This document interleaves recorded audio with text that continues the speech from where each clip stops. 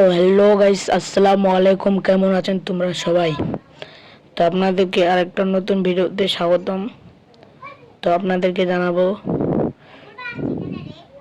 শফিকদের বাড়ি কোথায় আর শফিকের বয়স কত, শফিকের বাবা কি কাজ করে আর শফিকের আসল নাম কি।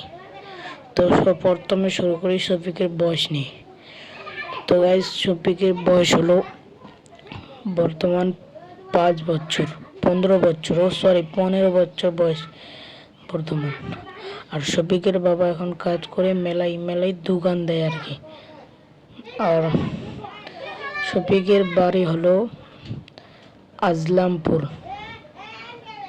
আর গাইস, শফিকের কোনো ভাই নাই। আর একটা কথা জানিয়ে রাখি, শফিকের এখন পড়াশোনা করে না।